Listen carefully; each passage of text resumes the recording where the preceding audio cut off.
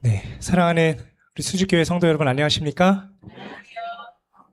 2026년 새해를 말씀으로 시작하는 이 사경의 첫 시간, 우리 함께 모인 모든 분들을 진심으로 환영합니다. 네, 특별한 부르심으로 또 한 주의 시간 동안 이곳 수지교회에서 말씀을 전하게 된 공릉동교회 부목사 서정주입니다. 말씀을 전하게 하신 하나님께 감사드리며 따뜻하게 환영해 주시고 소개해 주심에 또한 감사드립니다. 2026년 사경의 주제인 베드로전서의 말씀을 살펴보시며 주시는 은혜를 마음껏 누리는 시간이 되시기를 간절히 소망합니다. 아마 우리에게 있어서 이 베드로라는 사람은 너무나 익숙한 사람일 것입니다. 그런데 베드로라는 사람과는 다르게 베드로가 쓴 편지에는 그렇게 익숙하지 않은 것 같습니다. 그래서 오늘부터 4번의 시간을 통해서 어쩌면 조금은 익숙하지 않은 베드로전서의 말씀을 살펴보며 주시는 은혜를 나누고, 이어지는 2번의 시간은 이 베드로전서를 쓴 베드로에 대해서 살펴보며 베드로의 삶이 주는 은혜를 나누고자 합니다. 오늘은 그 첫 시간으로 고난을 바라보는 새로운 눈이라는 제목으로 말씀을 나누겠습니다. 말씀을 통해 새롭게 시작된 2026년의 시간이 은혜가 충만한 시간이 되시기를 간절히 소망합니다. 베드로전서는 어떤 책일까요? 먼저 베드로전서가 어떤 책인지 그 배경을 짧게 한번 살펴보도록 하겠습니다. 베드로전서는 AD 60년대 초에 기록된 것으로 보여지는 책입니다. 그리고 당연하게도 베드로가 쓴 책입니다. 그런데 베드로전서를 보시면 말씀 가운데 2명의 이름이 등장하고 있는 것을 확인할 수 있습니다. 한 사람은 실로아노이고 다른 한 사람은 마가입니다. 먼저 실로아노는 바울과 2차 선교 여행을 함께 동행했던 실라라는 사람으로 보여집니다. 베드로가 이 편지를 쓸 때 대피란 사람으로 볼 수 있습니다. 그래서 표현이나 이러한 문장은 아마 신라의 영향이 조금은 있을 것으로 우리가 생각할 수 있습니다. 그 다음 등장하는 인물은 마가입니다. 베드로전서의 말씀을 보시면 바벨론에서 이 편지를 쓰고 있다라고 언급하고 있는데, 여기서 말하고 있는 이 바벨론은 역사적인 바벨론이 아니고 당시의 로마를 은유적으로 표현한 표현입니다. 그래서 베드로전서는 베드로가 로마에서 쓴 편지인데, 베드로가 로마에서 사역을 할 때에 그가 헬라어를 잘했을까요? 못했을까요? 헬라어를 잘 못했습니다. 그래서 마가와 함께 다니며 마가가 베드로와 동행하며 통역자로서 베드로를 도왔습니다. 그래서 두 사람이 베드로전서에 언급된 이유는 편지를 쓰는 것은 실로아노가 돕고 통역은 마가가 도왔기 때문에 두 사람이 함께 언급되고 있는 것입니다. 그렇다면 이 편지가 어디로 발송되고 있을까요? 베드로전서는 로마에서 오늘날의 터키, 소아시아에 있는 지명들, 터키에 있는 큰 행정구역 단위로 보내진 편지였습니다. 본도, 갈라디아, 갑바도기아, 아시아, 비두니아, 이렇게 터키에 있는 지명들에 흩어져 있는 성도들에게 보낸 편지가 바로 베드로전서입니다. 베드로는 박해의 위험과 신자들이 처해 있던 이 환란의 시기에 대한 배경 가운데서 그 편지를 읽는 독자들의 믿음을 강화하고 그들을 권하여 흠이 없는 행위와 모범적인 시민 생활을 할 수 있도록 이 편지를 저술했습니다. 또한 그들로 하여금 그리스도를 위하여 충성된 증인이 되게 하고 그들의 주님을 만날 수 있도록 효과적으로 준비시키고자 그 마음을 가득 담아서 이 편지를 썼습니다.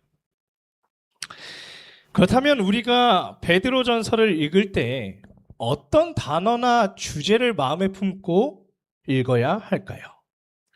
어떤 단어나 주제를 두고 읽을 때 우리는 베드로전서를 조금이라도 쉽게 이해할 수 있을까요?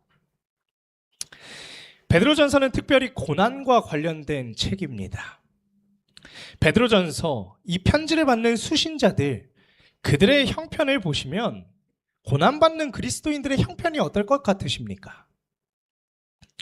이 고난에 대해서 어떻게 반응해야 되는가를 베드로는 이 편지 속에 담고 있습니다. 질문을 한 가지 드려보겠습니다. 오늘 우리에게 있어서 고난을 받는 것이 쉬운 일일까요? 어려운 일일까요? 네, 당연하게도 굉장히 어려운 일입니다. 그래서 베드로는 이 고난의 문제를 우리가 어떻게 대응하는 것이 좋을까에 대해서 그러한 권면을 이 베드로전서라는 편지서에 남겨두고 있다라는 것입니다. 어떻게 권면하고 있냐면 우리가 고난 자체에 집중하기보다 우리의 관심을 다른 곳으로 돌리라는 것입니다. 그 당시 이 편지를 읽는 독자들이 그들이 지금 받은 구원, 그 구원에 집중하라고 말하고 있습니다. 여러분, 구원이 좋은 것일까요? 나쁜 것일까요? 네, 너무나도 좋은 것입니다. 그렇기에 고난은 다가오지만 고난에 집중하지 말고 너희들이 받은 구원에 집중하라고 이야기하고 있는 것입니다.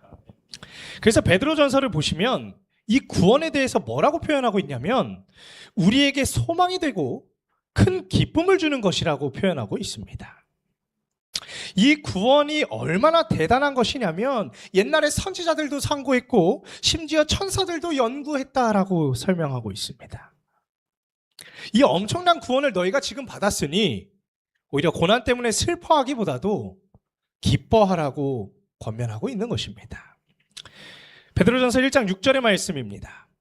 그러므로 너희가 이제 여러 가지 시험으로 말미암아 잠깐 근심하게 되지 않을 수 없으나 오히려 크게 기뻐하는도다.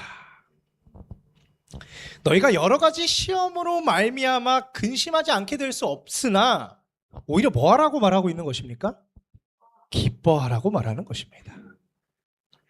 베드로는 무엇에 집중해야 되는지를 이야기하고 있는 것입니다. 고난 때문에 슬퍼하고 근심 가운데 삶을 살아가는 것이 아니라 오히려 구원에 집중함으로써 거룩한 삶, 경외하는 삶, 사랑하는 삶을 살아가라고 권면하고 있는 것입니다. 이것이 베드로전서의 큰 요지 가운데 하나가 되는 것입니다. 그리고 이어서 한편으로 또 어떤 권면을 하고 있냐면 그들이 받은 특별한 삶의 목적과 가치를 이야기하고 있습니다. 그것이 무엇이냐면 아름다운 덕을 선포하는 것입니다. 왜 아름다운 덕을 선포하는지에 대해 베드로는 첫 번째로 그들이 신령한 제사를 드리는 거룩한 제사장들이라는 것입니다. 그리고 두 번째로 그들이 신령한 젖, 하나님의 말씀을 사모함으로써 구원에 이르도록 계속해서 자라가야 되기 때문입니다. 세상을 향해 하나님의 아름다운 덕을 선포하는 것이 그들의 목적이 되어야 한다는 것입니다. 그러면서 어떤 방법으로 하나님의 아름다운 덕을 선포할 수 있을까에 대한 구체적인 이야기를 할 때 베드로가 어떤 이야기를 하냐면 첫 번째는 순종하는 삶, 그리고 두 번째는 복종하는 삶에 대해서 이야기합니다. 베드로전서에서 큰 키워드 두 개를 꼽을 때 하나는 고난입니다. 고난받는 삶입니다. 그리고 두 번째는 복종입니다. 복종하는 삶을 꼽을 수 있습니다. 이 두 가지가 베드로전서의 핵심 단어이자 키워드입니다. 그래서 베드로전서를 우리가 읽을 때에 이 두 가지 키워드를 머릿속으로 생각하면서 1장부터 5장에 이르는 말씀을 읽어가시면 정리가 조금은 되실 것입니다. 한 번은 고난이라는 주제를 가지고 읽어보시고 또 한 번은 복종이라는 주제를 가지고 읽어보시면 베드로서가 정리가 될 것입니다. 오늘과 내일은 고난에 대해서 그리고 그 다음 시간에는 복종에 대해서 살펴보며 또 마지막 두 번의 시간은 고난과 복종이라는 권면을 담은 말씀을 저술한 베드로의 삶을 조명하고자 합니다. 다시 한번 말씀을 통해 새롭게 맞이하는 한 해 정말 은혜가 넘치는 시간이 되시기를 간절히 소망합니다. 베드로에게 있어서 고난이라는 것은 정말 특별한 의미를 가지고 있는 것입니다. 우리가 베드로전서를 읽어보시면 헬라어로 파스코, 이 고난이라는 단어가 굉장히 많이 쓰이고 있음을 확인할 수 있습니다. 고난이라는 단어가 신약 성경에 총 42번이 등장합니다. 그런데 5장으로 이루어진 짧은 이 베드로전서의 말씀 가운데 고난이라는 단어가 12번 사용됩니다. 그만큼 고난은 베드로전서에서 굉장히 핵심 단어 가운데 하나라는 것입니다. 고난이라는 단어를 이렇게나 많이 기록하고 있는 것은 베드로가 이 고난이라는 문제를 굉장히 진지하게 생각하고 다루고 있다는 것을 확인할 수 있는 것입니다. 고난과 베드로는 어떤 관계가 있을까요? 고난과 베드로의 관계를 생각할 때 떠오르는 사건들이 굉장히 많이 있습니다. 특별히 마태복음 16장의 말씀을 보시면 가이사랴 빌립보에서 예수님께서 당신의 십자가의 고난을 받는 이야기를 공개하셨습니다. 그때 베드로의 반응이 어땠냐면 예수님께서 고난을 받겠다라고 말씀하셨을 때 절대 고난을 받지 말라며 고난을 만류하던 사람이었습니다. 자, 이 모습을 생각했을 때 베드로는 고난을 좋아하는 사람입니까? 싫어하는 사람입니까?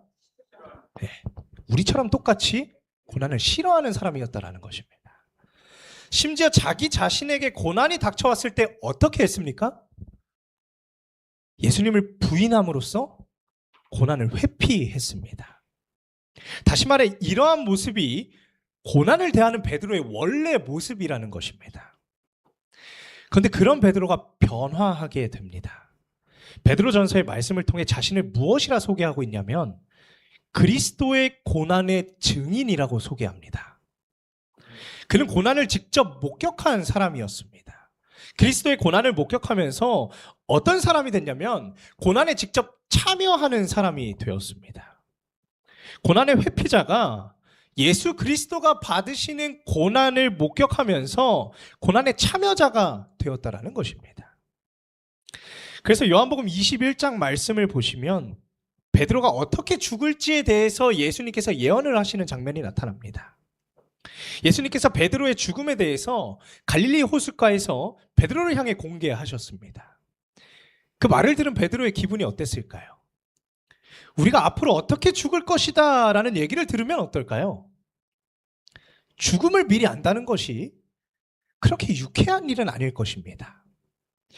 그런데 베드로의 삶을 보면 어떻습니까? 베드로는 그 고난을 즐겨 따르기로 결심합니다. 그러면서 베드로가 이 베드로전서의 말씀을 통해서 말하고자 하는 것이 무엇이냐면 고난이라는 것, 그리스도의 고난과 그리스도인의 고난은 서로 연결이 되어 있다는 것입니다. 베드로전서 2장 21절의 말씀을 함께 보시겠습니다. 이를 위하여 너희가 부르심을 받았으니 그리스도도 너희를 위하여 고난을 받으사 너희에게 본을 끼쳐 그 자취를 따라오게 하려 하셨느니라. 다시 말해 예수님께서 고난을 받으셨기 때문에 그리스도인들도 당연히 고난을 받아야 된다라고 이야기하는 것입니다.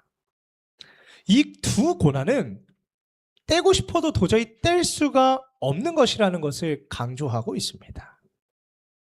그래서 우리가 베드로의 마지막 삶의 모습을 보시면 이 베드로 전서를 쓸 때 바벨론에 있는 교회에서 썼다라고 표현을 합니다. 로마를 은유적으로 표현해서 이 로마 한가운데에서 베드로가 베드로 전서를 쓰고 있는데 베드로가 이 로마에서 선교를 할 때에 네로에 의해 박해가 시작이 되었습니다. 그 박해의 결과로 누가 순교를 당하냐면 사도 바울이 순교를 당하게 됩니다. 도끼로 목이 잘려서 순교를 당합니다. 사도 바울이 순교를 당하자마자 로마 주변에 거하는 교인들이 베드로에게 뭐라고 말을 하냐면 여기 있으면 같이 순교를 당할 수 있으니 피난하라는 권유를 하게 됩니다.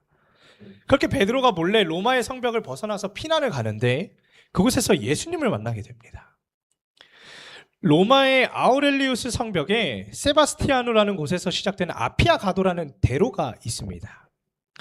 이곳의 입구는 로마를 벗어나는 입구입니다. 여기서 베드로가 예수님을 만나 굉장히 유명한 말을 합니다. 바로 쿼바디스 도미네라는 말입니다. 주여 어디로 가시나이까? 그때 예수님께서 베드로에게 뭐라고 대답하시냐면 나는 내가 버리고 온 로마 교회 교인들을 위하여 십자가에 매달리기 위해 로마로 간다라고 말씀하십니다. 베드로는 지금 로마를 탈출해서 도망하고 있고 그때 예수님께서 내가 대신 로마로 들어가겠다라고 말씀하시는 것입니다. 그 순간 베드로가 이렇게 대답합니다. 주님, 그럴 수 없습니다. 주님을 2번 십자가에 못 박을 수 없습니다. 제가 가겠습니다. 이렇게 대답한 후에 베드로가 다시 로마로 돌아가고 그대로 그가 잡혀서 십자가에 거꾸로 매달려 순교하게 되는 이러한 전승 가운데 이야기가 있습니다. 그래서 이 고난과 관련하여 베드로의 삶을 우리가 살펴보면 고난을 대하는 베드로의 태도가 어떻게 바뀌었는지를 살펴볼 수 있습니다. 베드로가 이런 특별한 경험을 그가 가지고 있기 때문에 이러한 경험의 근거에서 현재 고난을 받고 있는 소아시아 지방에 있는 교인들에게 권면의 말씀을 전할 수 있는 것입니다. 그렇다면 오늘을 살아가는 우리에게 고난이 닥쳐올 때 베드로전서의 핵심은 무엇일까요? 고난을 어떻게 대응하라고 가르치고 있는 것일까요? 고난을 보는 관점을 바꾸라는 것입니다. 여러분, 이 조각상을 한 번쯤은 다 보셨을 것입니다. 미켈란젤로가 조각한 피에타라는 조각상입니다. 미켈란젤로가 이 조각상을 조각하고 최고의 거장으로 등극을 하게 됩니다. 그런데 이 조각상이 처음에 조각되었을 때 수많은 사람들의 비평을 받았습니다. 왜 비평을 받았냐면 원래 이 조각상의 주인공은 예수님입니다. 그런데 조각상을 정면에서 바라보았을 때 누가 더 부각되어 있습니까? 예수님은 늘어진 팔밖에 보이지 않고 마리아가 더 부각되어 있습니다. 그래서 사람들이 이러한 이유로 이 조각상을 비평하기 시작했습니다. 그러자 그 비평을 들은 미켈란젤로가 무엇이라 말했냐면 이 조각은 신에게 바치는 것이니 인간의 시선으로 평가하지 마라. 그러면서 이 조각상을 신의 눈으로 바라보게 합니다. 그렇다면 정면에서 보는 것이 아니고 하나님께서는 이 조각상을 어디서 바라보실까요? 위에서 내려다 보실 것입니다. 그래서 이 오른편에 있는 사진을 보시면 위에서 이 조각상을 내려다본 모습입니다. 위에서 내려다 보았을 때 예수님은 보이고 마리아는 보이지 않습니다. 게다가 자세히 보면 그 예수님의 얼굴이 얼마나 평화로운지를 볼 수 있습니다. 굉장히 아름다운 조각상이 되는 것입니다. 이처럼 시선이라는 것이 굉장히 중요합니다.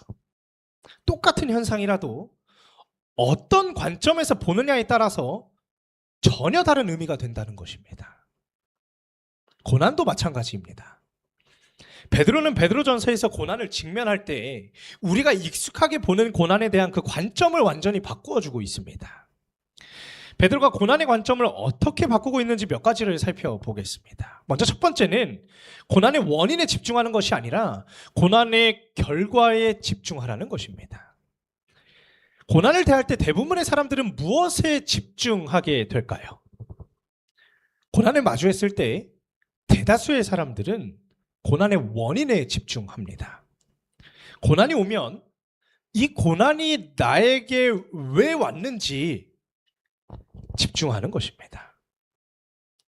분명 나는 착하게 살았는데 왜 고난이 왔을까라는 생각을 하며 분해하기도 합니다.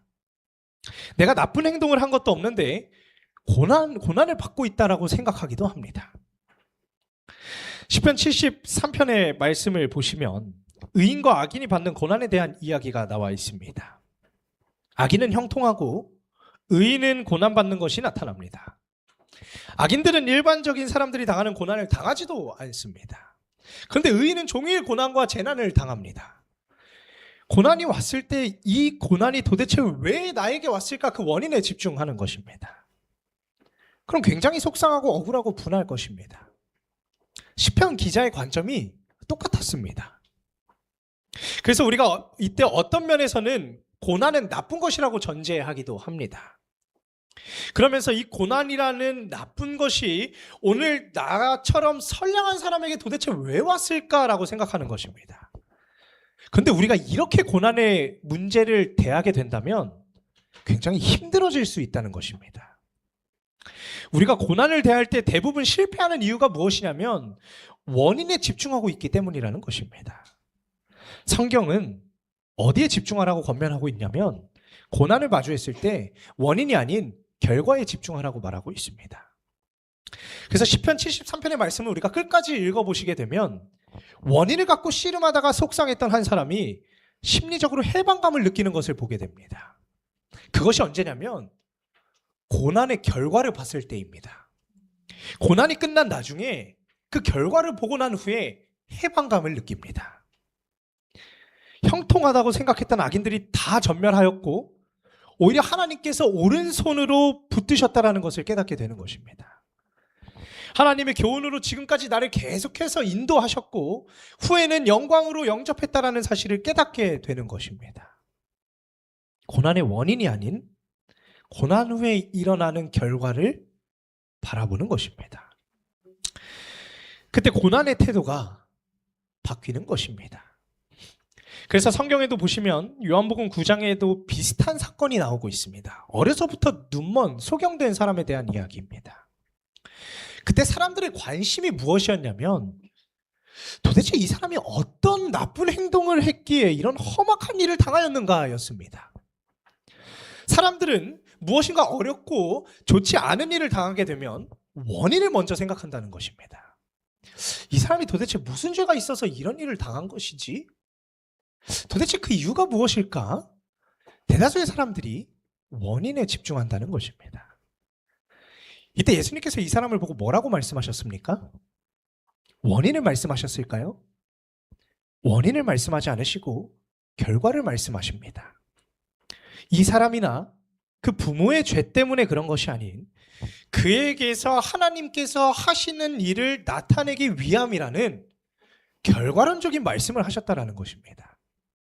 다시 말해 고난의 원인이 중요한 것이 아니라 이 고난을 통해서 하나님께서 무엇을 하실 것이냐가 더 중요하다라는 것입니다. 결과에 초점을 맞추는 것. 베드로전서 1장 6절로 7절의 말씀입니다. 그러므로 너희가 이제 여러 가지 시험으로 말미암아 잠깐 근심하게 되지 않을 수 없으나 오히려 크게 기뻐하는도다. 너희 믿음의 확실함은 불로 연단하여도 없어질 것보다 더 귀하여 예수 그리스도께서 나타나실 때에 칭찬과 영광과 존귀를 얻게 할 것이니라. 너희가 이제 여러 가지 시험으로 근심하지만 도리어 기뻐한다라고 베드로는 말할 수 있는 것입니다. 예수님께서 나타나셨을 때 칭찬과 영광과 존귀를 얻게 된다라고 권면하고 있는 것입니다. 결과에 집중하는 것. 베드로는 말씀을 통해 고난을 마주한 이들이 원인보다 결과를 바라볼 수 있도록 권면하고 있는 것입니다. 이것이 베드로가 베드로의 전설을 통해 권면하고 있는 첫 번째입니다. 두 번째는 고난을 인생의 디폴트, 기본값으로 보는 것입니다. 고난의 원인이 아닌 결과를 바라보는 삶이 되었다면 두 번째는 우리가 마주하는 고난을 인생의 기본값으로 보는 것입니다. 한번 생각을 해보겠습니다. 여러분, 고난을 받는 것이 이상한 일일까요? 아니면 당연한 일일까요? 이곳에 계신 우리 성도님들께서는 어떻게 생각하십니까? 대다수의 사람들이 고난받는 것을 이상한 일로 생각합니다. 왜냐하면 우리는 이미 삶 속에서 무엇을 기본값으로 삼고 있는 거예요? 평안한 걸 기본값으로 삼고 있는 것입니다. 그렇기 때문에 우리에게 고난이 찾아오면 무엇인가 이상하다라고 느껴지는 것입니다. 평안한 것이 당연한 것인데, 내 삶이 평안한 것이 당연한 것인데 고난이 온다는 것은 무엇인가 이상하다라는 것입니다. 오늘 우리의 기본값이 이미 평안이라는 것, 행복이라는 것으로 세팅되었다라는 것입니다. 그래서 우리는 고난을 마주했을 때 분노하는 것입니다. 그렇다면 베드로는 무엇이라고 말하고 있을까요? 베드로는 고난을 당하는 것을 기본값으로 생각했습니다. 다시 말해 고난이 기본이고 평안이 오면 그것이 오히려 이상한 일이라고 생각했습니다. 이것이 오늘 우리의 삶에서 왜 중요할까요? 살아가는 데 있어서 무엇을 기본값으로 생각하냐의 문제는 굉장히 중요한 문제입니다. 무엇이 기본값이냐에 따라서 오늘 우리의 삶이 완전히 달라지기 때문입니다. 1970년대에서 80년대까지 군 생활을 하신 분들의 이야기를 들어보면 정말 굉장히 많은 고생을 하신 것을 듣게 됩니다. 매일 잠에 들다가 새벽이 되면 고참들이 일어나 깨워서 구타를 막 했다라는 것입니다. 매일 맞는 것입니다. 매일 밤마다 맞는 것이 일상인 것이죠. 그런데 어느 날 밤은 맞지 않고 그냥 지나가는 날이 있습니다. 자, 그럼 어떨까요? 불안한 것입니다. 네. 매일 맞다가 하루를 안 맞고 넘어가면 불안한 것입니다. 그러니까 참 신기하게 맞아야 잠이 잘 오는 것이죠. 그러니까 다시 말해 이렇게 힘겨운 군 생활을 하셨던 분들의 기본값이 무엇입니까? 맞는 것이 기본값이에요. 맞는 게 당연하다라는 것입니다. 그러니까 오히려 맞지 않는 날이 찾아오면 그게 너무 이상한 날이라는 것입니다. 베드로전서 4장 12절로 13절의 말씀은 이렇게 말하고 있습니다. 사랑하는 자들아, 너희를 연단하려고 오는 불시험을 이상한 일 당하는 것 같이 이상히 여기지 말고 오히려 너희가 그리스도의 고난에 참여하는 것으로 즐거워하라. 이는 그의 영광을 나타내실 때에 너희로 즐거워하고 기뻐하게 하려 함이라. 말씀 가운데 그 당시 베드로는 고난을 무엇으로 바라보라고 하고 있습니까? 고난을 기본값으로 바라보라고 말하는 것입니다. 고난이 이상한 것이 아니라는 것입니다.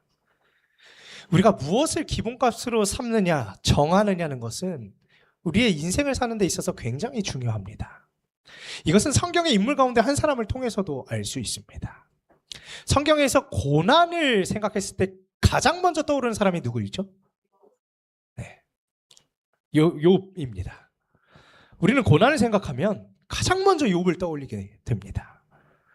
욥의 인생을 살펴보면 그가 고난을 당하고 처음에는 그것을 굉장히 여유롭게 넘기는 것을 살펴볼 수 있습니다. 그러니까 욥이 고난을 대하는 태도는 기본값의 문제였습니다. 욥이 무엇이라고 말하고 있냐면 내가 모태에서 알몸으로 나왔다라고 이야기합니다.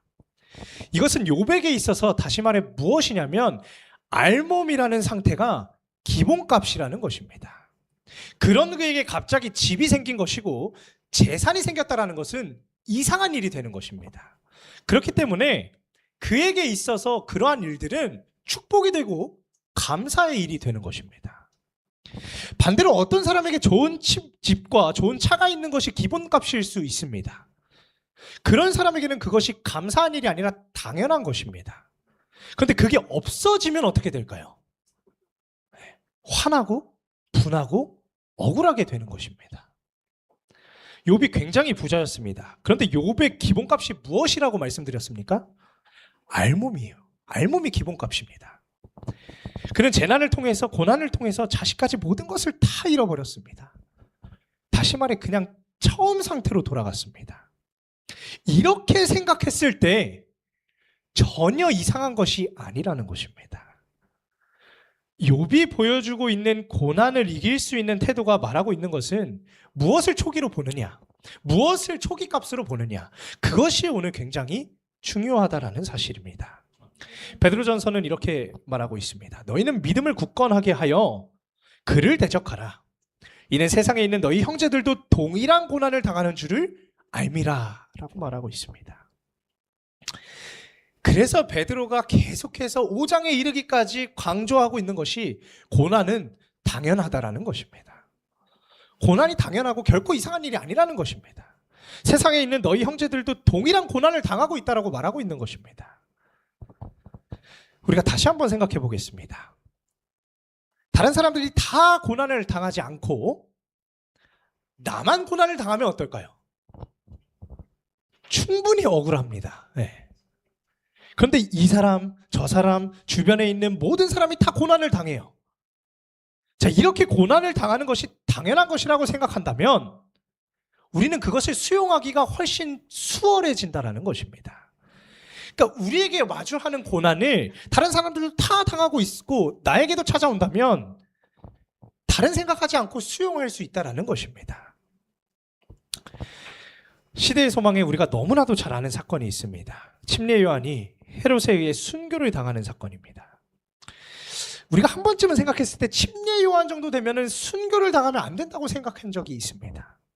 기적이 일어나야 된다라고, 옥문이 열리든 흔한 기적이 일어나든 침례 요한이 구출되어야 했다라고 생각합니다. 근데 예수님께서는 침례 요한의 면회도 가지 않으셨고 침례 요한은 외롭게 감옥에서 죽었습니다. 그런데 이 사건에 대해서 시대의 소망은 이렇게 기록하고 있습니다. 그러나 후년의 감방에서 죽음을 당할 수다한 사람들을 위하여 요한은 순교의 잔을 마셔야 하였다. 예수를 따르는 자들이 외로운 옥중에서 신음하고 칼이나 고문대나 화형주에서 죽임을 당하여 겉으로는 하나님과 사람에게 버림을 당한 것처럼 보일 때에 그리스도께서 친히 그의 충성됨을 증거하셨던 침례 요한도 그와 유사한 경험을 겪었다는 생각에 그들의 마음이 얼마나 든든함을 느낄 것인가. 왜 침례 요한을 외로운 감옥 속에서 쓸쓸히 죽어가도록 내버려 두셨을까 생각했을 때 이런 것입니다. 감옥에서 죽음을 당할 수다한 사람들을 위하여 순교의 잔을 마셔야 했다는 것입니다. 요한과 유사한 경험을 할 사람들을 위해서, 그와 유사한 경험을 겪었다는 생각에 그들의 마음이 얼마나 든든함을 느낄 것인가. 만약 침례 요한이 이때 구출을 받았다면 초기계의 수많은 순교자들이 굉장히 힘들었을 것이라 생각됩니다. 왜 다 살았는데 나는 죽어야 할까? 이런 생각을 충분히 할 수 있다는 것입니다.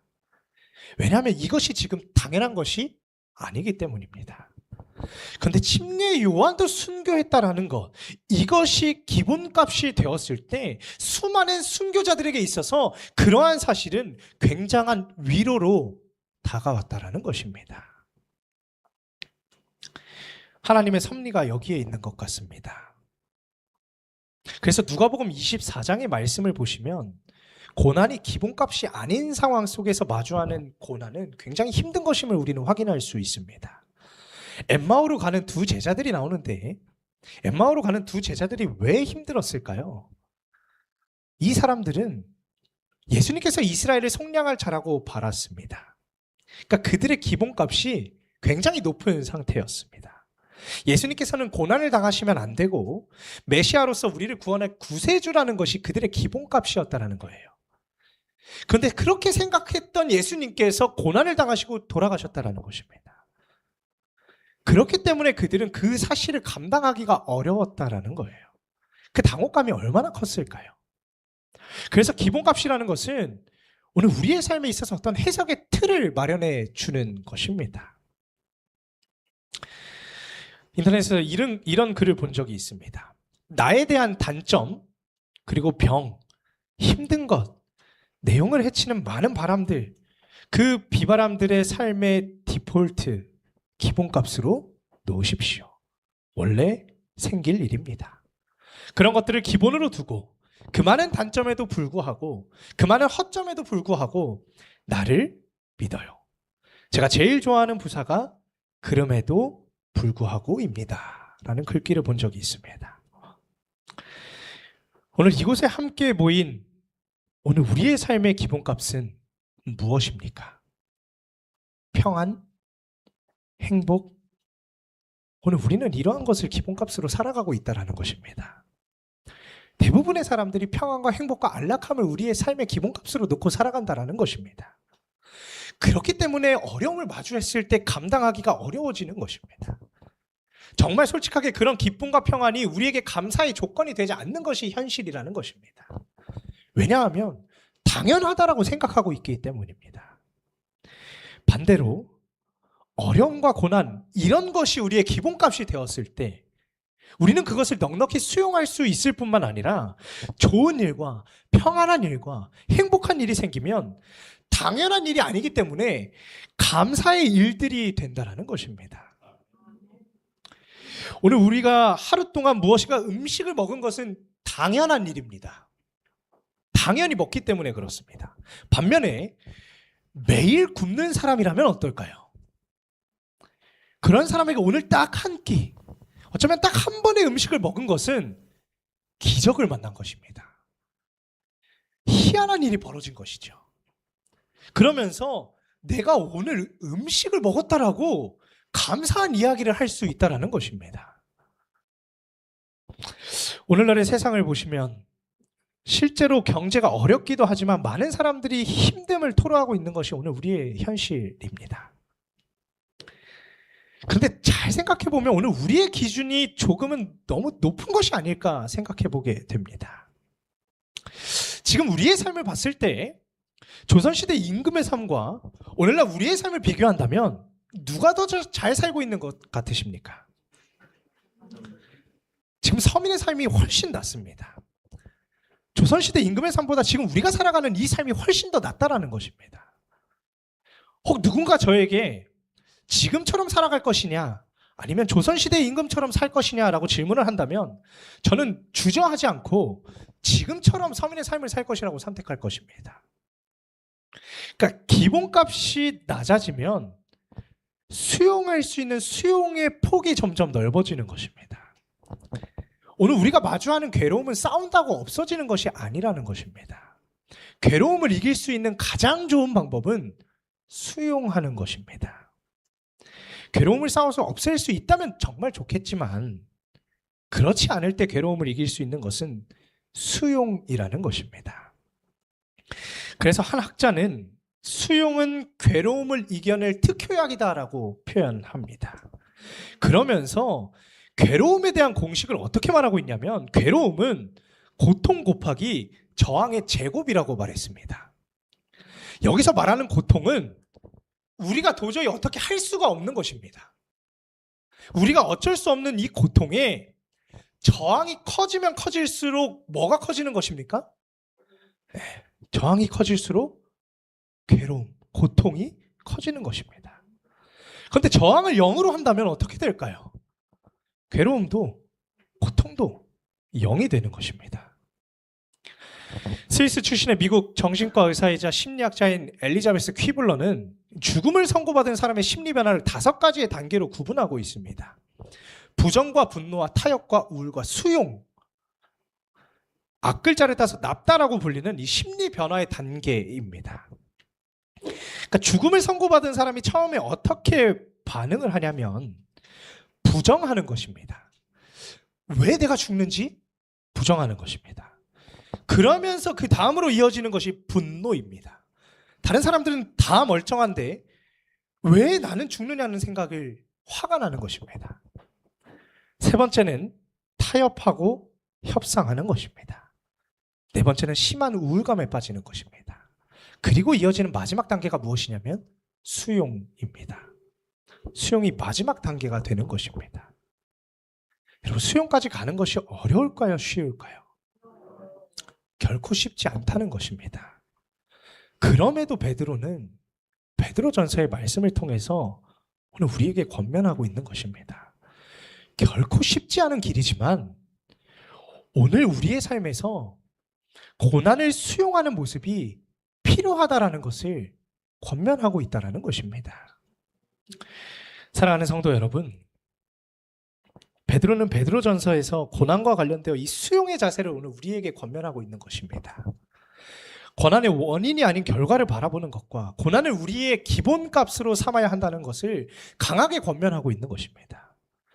오늘 우리가 마주하는 고난의 원인이 아닌 결과를 바라보게 되시기를 간절히 소망합니다. 우리가 마주하는 고난을 우리의 인생의 기본값으로 설정하게 되시기를 간절히 소망합니다.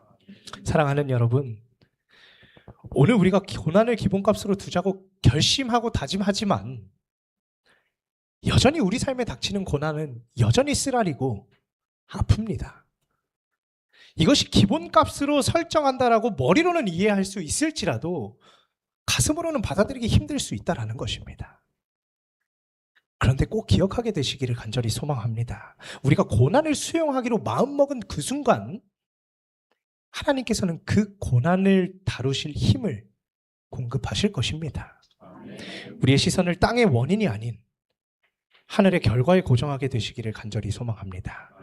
그때 우리를 힘들게 했던 고난은 더 이상 우리를 무너뜨리는 파도가 아닌 우리를 소망의 항구를 더 빠르게 인도하는 바람이 된다는 것입니다.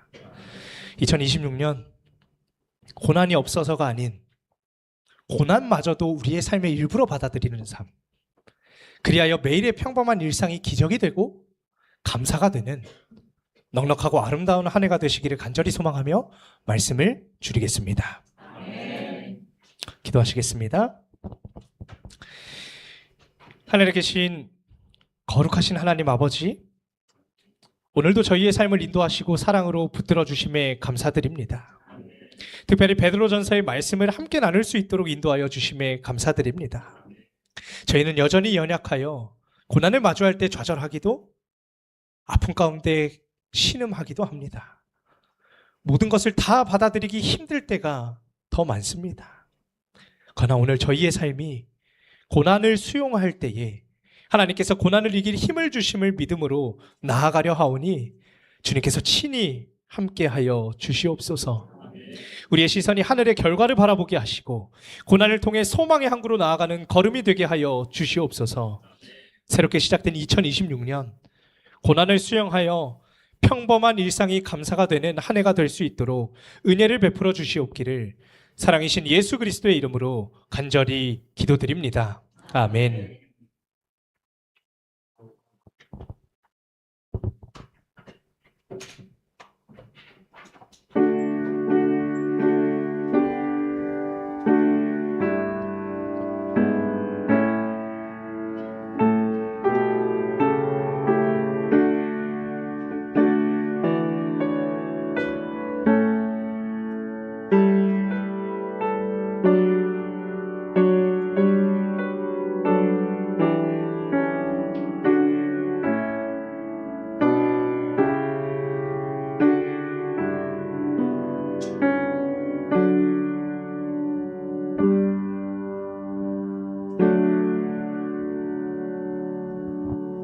네, 첫째 날 사경회가 마쳤습니다. 말씀해 전해주신 목사님 감사합니다. 내일 이 시간 7시 반에도 여러분들을 만나 뵙도록 하겠습니다. 안녕히 돌아가시고 좋은 밤 되십시오. 감사합니다.